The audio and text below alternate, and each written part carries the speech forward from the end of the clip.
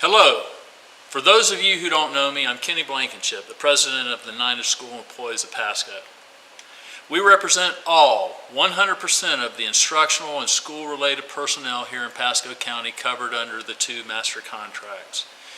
With that in mind, I'd like to clarify a misunderstanding that's occurring related to the recent video sent out by the superintendent on Friday discussing the recent declaration of impasse by United School Employees of Pasco. USEP and the school board have been at the bargaining table a full 7 months since April 2016.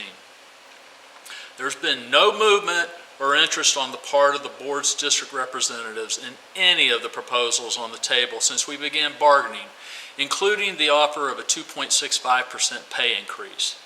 USEP did reject outright the only proposals from the board which would eliminate a large portion of contractual rights pertaining to leaves of absence in Article 8 of both the instructional and SRP master contracts.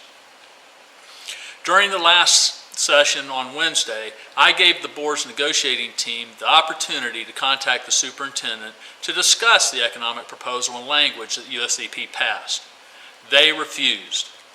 With the exception of the district's language on differentiated accountability schools, which contain no real guidelines for impacted teachers, the board's proposals on the table have not changed since early August, nor have they responded to any USEP proposals.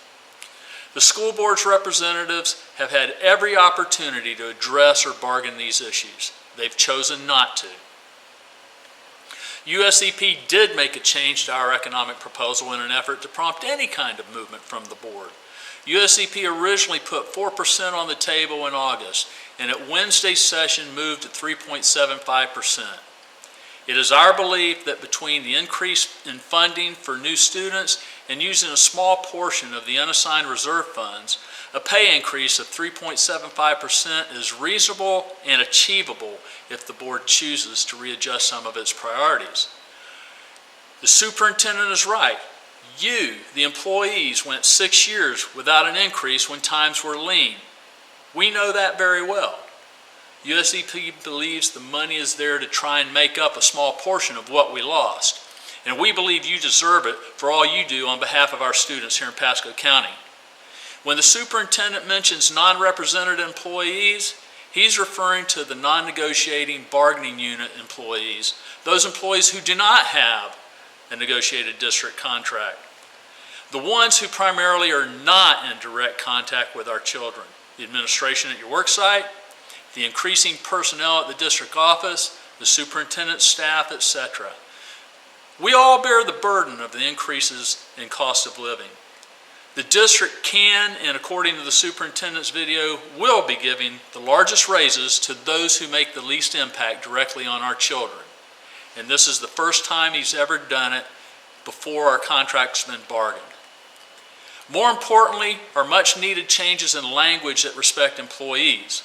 Language for teachers at schools under the state's differentiated accountability model, contract renewal language for annual contract teachers who've been in the district for 3 years and have been evaluated as effective or highly effective, compensation for secondary teachers who give up their planning time to act as substitute teachers or elementary teachers who have students push into their classes when their colleagues are out of the building for training or when they're sick.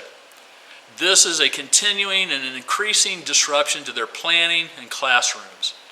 For SRP, we're seeking a worksite resolutions committee to resolve SRP issues in a similar manner as the Transportation Committee for bus drivers, and transfer and reassignments for SRP based on seniority, which has worked beautifully in the Transportation Department for years. In closing, no union goes to impasse on a whim, nor do we make the decision in the spur of the moment. Impasse is not a threat, it's a means to a resolution. In fact, USEP will happily return to the bargaining table when the district brings meaningful responses to our proposals.